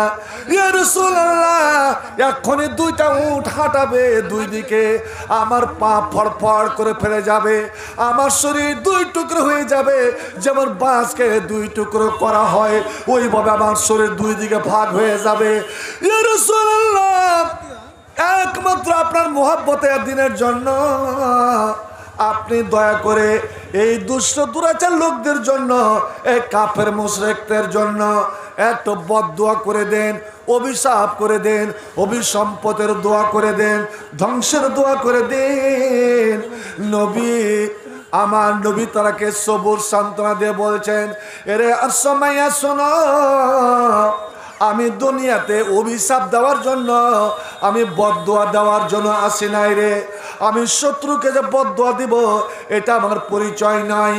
এ সুমাইয়া ইসবির আলা ইয়াসের, এরে ইয়াসেরের পরিবার, ইয়াসের আম্মার সুমাইয়া, তোমরা তিনজন একই পরিবারের, একজন স্বামী একজন স্ত্রী, একটাই বেটা। আমি তোমাদের বলছি একটু সবুর করে নাও, ধৈর্য ধরে নাও। এটা তোমাদের পরীক্ষার শেষ, চূড়ান্ত পরীক্ষা, চূড়ান্ত পরীক্ষা, এটাই শেষ তোমার পরীক্ষা। ওরে সুমাইয়া, তুমি যতটা আমাকে দেখা তুমি দেখে নাও, এই বিদায়কালে তুমি দেখে নাও, আর তোমাকে দেখার সময় পাবে না, তুমি আর দেখতে পাবে না। তুই অল্প করে মেহমান সুমাইয়া, আমি তোমাকে বলছি এই জগতের এই দুনিয়া তুমি আর আমাকে দেখতে পাবে না, কিন্তু আমার একটা কথা শুনে নাও। আর আমি নবী মুহাম্মদ, আমি নিজের পক্ষ থেকে কোনো কথা বলি না যতক্ষণ আম্মা আল্লাহ আমাকে না বলান, অর্থাৎ আল্লাহর পক্ষ থেকে। সুমাইয়া, তুমি দুনিয়া থেকে যেতে যেতে আমার একটা কথা শুনে নাও, মাউইদুকুমুল জান্নাহ, তোমাদেরকে আমি ওয়াদা দিলাম জান্নাতের, তোমরা তো সরাসরি জান্নাতে যাবে। আর জান্নাতে যাওয়ার সময় জান্নাতের গেটে সর্বপ্রথম আমাকে যে দেখবে, আমার যে দর্শন পাবে, আমার যে মোলাকাত পাবে, সেটা হবে তুমি।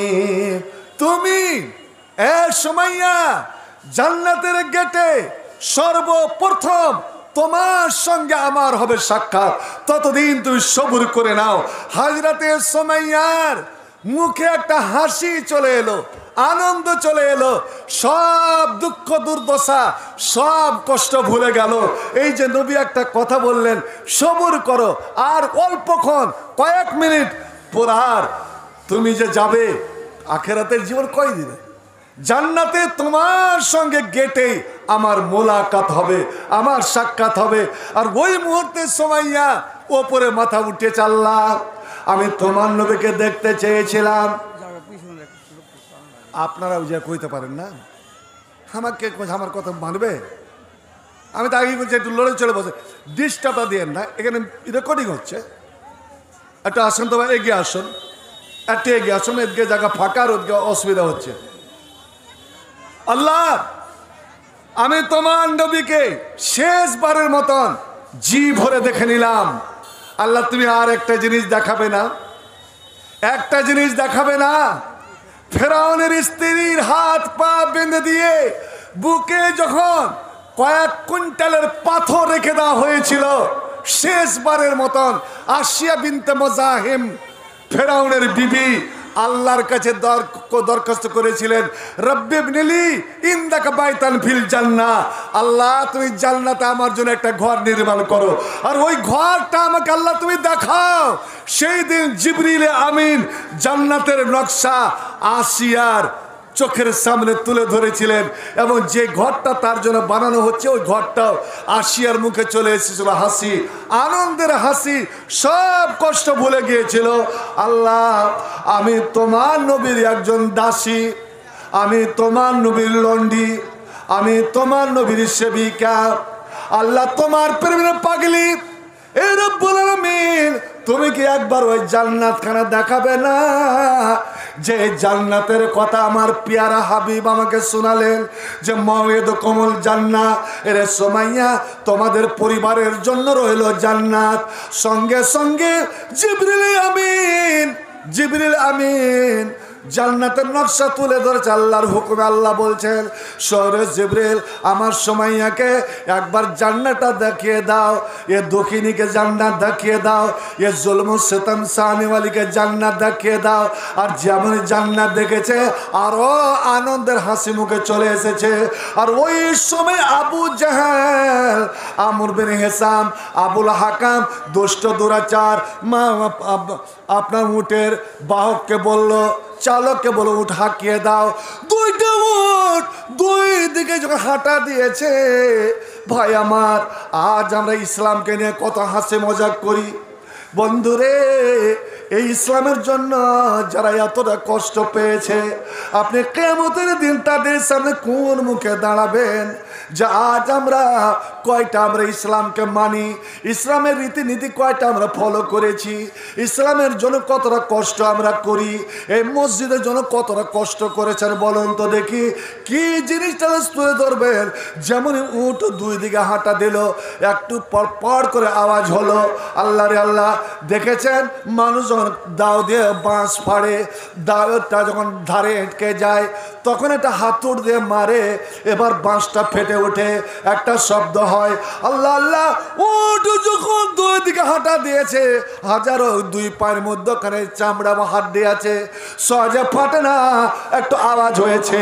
এই দুষ্ট দুরাচার মালাউন আবু জেল আবুল হাকাম ও করেছে কি, হাতে যে সব বল্লম ছিল, ওই বড় বল্লম খানা আম্মা জান সুমাইয়ার বলতে বড় কষ্ট হয় রে বন্ধু, কিন্তু শরীয়তের কথা না বললেই নয়।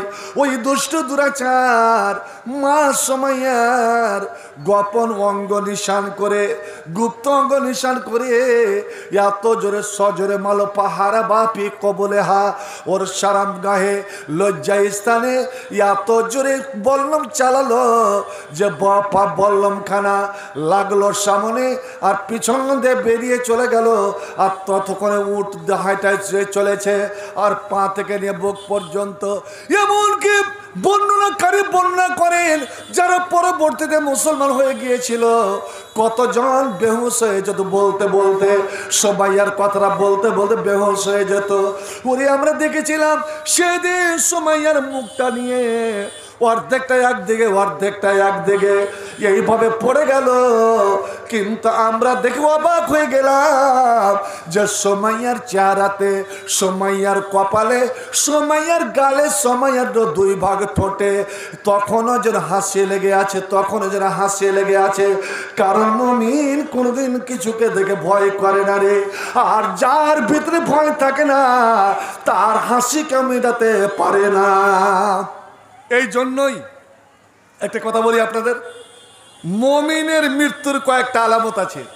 আপনি মমিন হয়ে মারা গেলেন না আপনি অন্য কিছু হয়ে মারা গেলেন, যতই আপনি অসুখ ভুগে মারা যান, আপনি যদি মমিন হয়ে মারা যান, প্রচণ্ড শীতের দিন, শীতে ঠান্ডা, কনকনে ঠান্ডা যদি মারা যান, দেখবেন কতগুলো মানুষের কপাল যেন ঘেমে আছে, কপাল যেন ঘেমে আছে। আল মোমেনো ইয়ামুতু বিআরকিল জাবিন, মুমিন মারা যায় ওর পেশানিতে পসিনা চলে আসে। মুমিন যখন জান্নাতের ফেরেশতা আল্লাহ রিজামন্দিকে যখন দেখে, ফেরেশতারা ওখান থেকে নিয়ে এখান পর্যন্ত মৃত্যুর ঘর পর্যন্ত লাইন লাগিয়ে আছে। আর যখন আল্লাহ ডাক দেন, ইয়া আইয়াতুন নাফসুল মুতমাইন্না ইরজিই ইলা রাব্বিকা রাজিয়াতাম মারজিয়া, আয় আয় ওরে আমার ভালোবাসা তুই বেরিয়ে আয়, তখন মুমিনের ঠোঁটে, মুমিনের এতে ও মৃত্যুর ভয় করে না, একটা হাসির রেখা দেখা দেয়, হাসি বেরিয়ে যায়। মুমিন কোনো কিছু তো ভয় করে না। আল্লাহ নবী ওই সময় আবু জেহেলকে বলেছিল, কে তোকে আবুল হাকাম বলে? মানুষ যে তোকে আবুল হাকাম আখ্যা দিয়েছে এটাই ভুল। জ্ঞানের বাবা তুই যদি জ্ঞানী হতি, তাহলে একটা অসহায় মেয়ে ছেলে যে মায়ের জাত, বেটির জাত, তাকে উলঙ্গ করে, সম্পূর্ণ উলঙ্গ করে, কারণ এটা মক্কাবাসীর ঐতিহ্য নয়। এই কুরাইশ বংশ কাফের হতে পারে, মুশরিক হতে পারে, কিন্তু এরা মেয়ে ছেলের বেপরদেগি এরা বরদাস্ত করে না। আর তুই এতগুলো মানুষের সামনে তুই সুমাইয়াকে উলঙ্গ তো করলি, এইভাবে পায়ে দড়ি বেঁধে, রশি বেঁধে, উঁট হাঁকিয়ে তাকে দুই টুকরো করলি। আর এটা তো করলি, আরে ওকে কাপড় পরিয়েও তো করতে পারতি, কিন্তু তাকে উলঙ্গ করে এই যে তুই করলি। তোকে কে বলেছে আবুল হাকাম? আন্তা আবু জাহাল, তুই হলি মূর্খের বাপ। জাহাল মানে মূর্খ, মূর্খের বাপ। সেই দিন থেকে নবীর দেওয়া নাম এমনই পড়ে গেল যে আসল নাম ডুবে গেল। ওর বেটা একরামাকে যদি কেউ জিজ্ঞেস করতো, মান আবু কা, তোমার বাবাকে, তো বলতো আবি আবু জাহাল, আমার বাপ হলো আবু জেহেল। ওর স্ত্রীকে কেউ যখন জিজ্ঞেস করতো, তুমি কার বিবি হে, তো বলতো আমি আবু জেহেলের বিবি। আহা, এই আবু জেহেল কথা বলে আছে তো। আবু জেহেল বললো, ভাতিজা মুহাম্মদ, বলো বলো বলো, ওই মন্ত্র তাড়াতাড়ি বলো। কিন্তু যখন ওই বলেছেন এইদিকে ডাকাতের দল আছে, তো রাত্রের অন্ধকারে তোমাদের আক্রমণ হবে, কতজন পালাবার চেষ্টা করেছে। সত্যি সত্যি সময়ে সময়ে অন্যান্য বানু আবাসের ডাকুরা, বানু গাতফানের ডাকুরা এসে আমাদের উপর আক্রমণ করে, আমাদের ধনমাল ছিনিয়ে নিয়ে চলে যায়। চল রে বাড়িঘর সারা যাক। নবী বলেছিলেন, আমি এটা ডাকাতের মানুষ, ডাকাতের কথা বলিনি। ওরে শয়তান, শয়তান তার হাজার হাজার লাখ লাখ শূন্য সামন্ত নিয়ে দাঁড়িয়ে তারা ঘোপটে মেরে বসে আছে। সুযোগ পেলেই তোমাদেরকে নিয়ে ও জাহান্নামে নিক্ষেপ করে দিবে, ও ধ্বংসে তোমাকে নিক্ষেপ করে দেবে, নিজের দলে তারাকে তোমরাকে নিয়ে নিবে। অতএব আমার মন্ত্রটা পড়ো, আমার মন্ত্রটা পড়ো, আর দুনিয়ার সুখ শান্তি তোমরা নিজের জীবনে নিয়ে নাও। এবার সকলে বলে উঠলো, মুহাম্মদ আর দেরি কেন, আর বিলম্ব কেন, একবার তুমি সে কালেমাটা পড়ো। এবার আমার নবী বলছেন, কুলু, আমার সঙ্গে একবার পড়বেন, লা ইলাহা ইল্লাল্লাহ। নবী কিছুক্ষণ আগে ভেবেছিলেন যে আমার কথা মেনে নিবে, কিন্তু যেমনই বলেছেন লা ইলাহা ইল্লাল্লাহ, তখনই তারা সব একজন বলছে, এর থেকে মিথ্যাবাদী আর কেউ হতে পারে রে? শুনেছিস তোরা এই কথাটা যে গোটা বিশ্ব জাহানের মাবুদ এক? এটা তো কোনো 14 গোষ্ঠীতে আমরা শুনিনি। আর এ বলছে এক খোদা। চল, এ পাগল হয়ে গিয়েছে, এর উপরে জাদুর প্রভাব পড়েছে, কত রকমের নাম দিতে লাগলো। ভাই আমার, এমনকি আবু লাহাব ওর নিজস্ব চাচা, ও বড় পাথর নিয়ে তাড়া করে গেল। তাব্বাল্লাকা সাইরাল ইয়াম আলে হাজা জামাতানা, তুই ধ্বংস হয়ে যা, তোর হাতে পায়ে পোকা পড়ুক, পঙ্গু হয়ে যা। এই জন্য কিন্তু আমাদেরকে তুই ডেকেছিলি, তুই আর কাজ পাসনি। আল্লাহ রে আল্লাহ এমনই লাঞ্ছনা দিল। বন্ধুরে আমার, শুধু লাঞ্ছনা নয়, শুধু গালিগালাজ নয়, আপনারা জানেন এই দিনের জন্য, ইসলামের জন্য নবী আমার নবীকে নিজের বেটি নিজের দুই মেয়েকে আবু লাহাব তার দুই ছেলের বউ অথবা ওতাইবার বউ একমাত্র দিনের জন্য ইসলামের জন্য আল্লাহ রে তাদের দম্পত্য জীবন ছিন্ন হয়ে গেল, ব্রাহ্মণ বিবাহিত জীবন ছিন্ন হয়ে গেল। যে মুহাম্মদ আমাদের দিনের দুশ্মন, আমাদের ইসলামের দুশ্মন, তার বেটি আমাদের বাড়িতে থাকতে পারে না। বলছিলাম ওই আবু জাহেলের কথা, যে এত জ্ঞানী হয়েও এই তো জ্ঞানীর কারণে ওকে 25 বছর বয়সে ওদের পার্লামেন্টের সদস্য করে নেওয়া হয়েছিল। ভাই আমি একটা কথা আপনাদের আগেই বলেছিলাম যে হাজরাতে আলী 7 বছর বয়সে নবী আমার 3 দিন ধরে মক্কাবাসীকে দাওয়াত করলেন। হযরত খাদিজা তো খুব ধনীশ্বরী মেয়ে ছিলেন, ধনের কোনো অভাব নাই, গোটা মক্কাবাসীকে দাওয়াত করলেন। কারণ মক্কার লোকের একটা অভ্যাস ছিল কি, যার নুন খেয়ে নিত তার সঙ্গে হারামখোরি করত না। নুন খেয়ে নিলে নুন হারামি করত না, ওরা নামক হালালি করত, ওর কথা শুনত। হযরতে খাদিজাই এটা বুদ্ধি দিলেন যে আপনি দাওয়াত করেন, আর দাওয়াত করে যখন খাওয়া দাওয়া শেষ হবে তখন সবাইকে বলবেন আপনারা বসুন, আমি একটা আপনার কাছে দাবি রাখছি। কি? টাকা পয়সা নয়, এটা আকিকার দাওয়াত দিয়ে যে আপনাদের কাছে টাকা নিব, বিবাহর জাফত দিয়ে যে টাকা নিব আপনাদের কাছে, এটা নয়। এটা আপনাদের মধ্যে তো এটা চলে না। তো এই বিবাহর জাফতে কি টাকা পয়সা নেন আপনারা? আলহামদুলিল্লাহ, বিবাহর জাফত খেতে টাকা দেন না। জাফত ওটা কেমন হলো যে জাফতে টাকা নিবে? নবী বলছেন জাফত খাওয়াটা একটা ইসলামের হক। কেউ যদি জাফত দেয় ওর জাফত কবুল করো। এটা কোন জাফত? ওই টাকার জাফত, দান নেওয়ার জাফত। এর থেকে তো হোটেলে খাওয়া মেলায় ভালো। খবরদার এই হারাম কাজগুলো থেকে বাঁচুন। তো একদিন কিন্তু আবু জেহেল কত চালাক, খাওয়া দাওয়া করেই বল চলো উঠো চলো, বলার সুযোগ দিল না। দ্বিতীয় দিন আবার জাফত। খাদিজা বলেছিলেন খাওয়া দাওয়া শেষ হলে আপনি দাঁড়িয়ে গিয়ে বলবেন যে ভাই আমি আপনাদেরকে দাওয়াত করলাম, শুধু আপনাদের কাছে একটা দাবি যে লা ইলাহা ইল্লাল্লাহকে আপনারা মেনে নিন।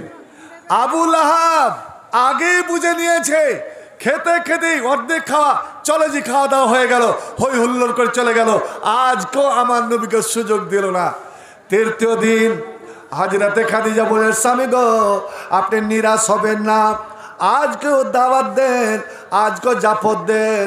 যখন খেতে থাকবে ওই খাওয়ার মধ্যে আপনি উঠে দাঁড়াবেন আর সংক্ষিপ্ত খুতবা দিয়ে বলবেন ও মক্কাবাসী আপনাদের কাছে আমার একটাই দাবি, আমি ইয়াতীম হয়ে জন্ম নিলাম, আমি বাপ হারা হয়ে জন্ম নিলাম। 6 বছরে আমি আমার মাকে হারালাম, 8 বছরে আমি দাদুকে হারালাম, আর 8 বছর থেকে নিয়ে এ যাবৎ আমি আমার এই চাচার কাছে, চাচার ছায়া তলায় মানুষ হলাম। আবু তালেব যে এখনো বেঁচে আছেন, আপনারা জানেন আমার ব্যবহার কি, আমার চরিত্র কি, আমার জীবনটা কোন পথে এত বড় হলো আপনাদের সামনে রয়েছে। আল্লাহ রাব্ব আপনারা জানেন আমি যে গারে হিরাতে যেতাম আর ওখানে ধ্যানে মগ্ন থাকতাম, ওই গারে হিরাতে আল্লাহ রাব্বুল আলামিন আমাকে শেষ নবী হিসাবে, শেষ রাসূল হিসাবে আর দুনিয়ার শেষ দূত হিসাবে আল্লাহ আমাকে নির্বাচন করেছেন। সারা বিশ্বের সমস্ত নবীদের নবী, রাসূলের রাসূল বলে আমাকে নির্বাচন করেছেন। এটা আপনাদের সম্মান, এটা আপনাদের মর্যাদা যে আমি এই কুরাইশ বংশে জন্ম নিলাম, আর এই কুরাইশ বংশে আমি আখেরি নবী হলাম, যার কথা আগেকার সমস্ত কেতাবে বর্ণনা আছে, তাওরাতে বর্ণনা আছে, জাবুরে বর্ণনা আছে, ইনজিলে বর্ণনা আছে যে শেষ নবী ফারাতে জন্ম নিবে, অর্থাৎ মক্কাতে জন্ম নিবে, আর ওখান থেকে ইসলামের আলো ছড়াবে। এটা আপনাদের সম্মান। ওরে কোন গ্রামে একটা ছেলে যদি নাম করা হয়, গোটা গ্রামের নাম উজ্জ্বল হয়ে যায়। এই গ্রাম থেকে আপনার মাধ্যমিক পরীক্ষায় কোনো মেয়ে যদি পশ্চিম বাংলা হল বাঙ্গাল যদি পাস হয়, বোর্ড ফার্স্ট হয়, গোটা টিমের পুরো নাম হয়ে যাবে, গোটা এলাকার নাম হয়ে যাবে। এমনকি মালদা জেলার সুনাম ছড়িয়ে যাবে যে এবারের পরীক্ষায় মালদা জেলার অমুক গ্রাম, অমুক পঞ্চায়েত, অমুক থানার অমুক বাবার অমুক মায়ের, এমনকি মা বাবারও নামটা বয়ান হয়ে যায়। ও মক্কাবাসী, আমি আদম থেকে নিয়ে ঈসা নবী পর্যন্ত সমস্ত নবীদের ইমাম, আর এটা আপনাদের বংশেরই আমি একজন। অতএব আপনার কাছে আমি কিচ্ছুই চাই না, আল্লাহ সব কিছু দিয়েছেন।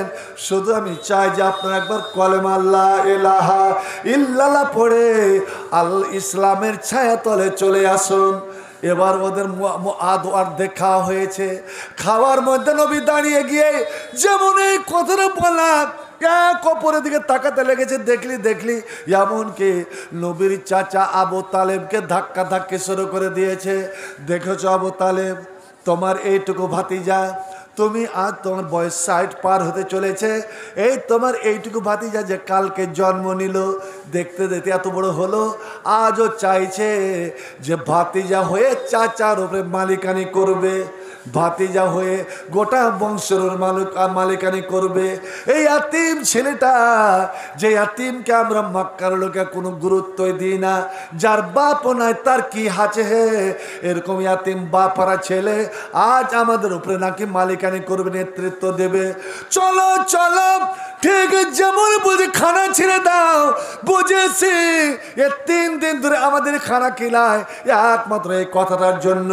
এই অপমান আমরা সইব না যে আমাদের উপরে একটা ইয়াতিম ছেলে, বাপ হারা ছেলে, মা হারা ছেলে মালিকানি করবে। বন্ধুরে আমার, ওই সময় ওই 7 বছরের হাজরত আলী, একজন নওজোয়ান হাজরত আলীর যখন আমরা বর্ণনা শুনি, আলীর যখন বয়ান শুনি যে আসাদুল্লাহ, আল্লাহর শের, আল্লাহর বাঘ, এক হাঁকে একবার হুঙ্কার দিয়েছিল খায়বরের মাঠে, তো মারহাব মারহাব, যার মাথায় লোহার তোপটা ছিল 50 কিলোর তোপ পড়েছিল মাথাতে, তাহলে কত শক্তিশালী হবে। ওই মারহাব নিজে বলেছিল, আনা মারহাব কাদ আলেমাত খায়বর আন্নি মারহাবুন শাকুশলা বাতরুল মুজাররাবু। এরা আলী, তুই এসেছিস আমার সঙ্গে মোকাবেলা করার জন্য, এইটুকু ছেলে। তখন হযরত আলীর বয়স খুব জোর তো 25-26, আর আলী ছিল দেখতে নাটা, একটু নাটা, মোটাও নয়, মধ্যম গড়ন, পাতলা, কিন্তু আল্লাহ ওকে শক্তিশালী, এতটাই শক্তি দিয়েছিল, অপরন্ত শক্তি। কান আশজান নাস, সমস্ত সাহাবাদের মধ্যে উনি ছিলেন সবচেয়ে বড় বাহাদুর। ও যখন আওয়াজ দিত, শত্রুপক্ষের মধ্যে অন্তরে একটা আতঙ্ক ছেয়ে যেত। কিন্তু ছোট্টকালে ওর পা দুটো ছিল খুব পাতলা পাতলা, সরু, শরীরটাও ছিল একদম পাতলা।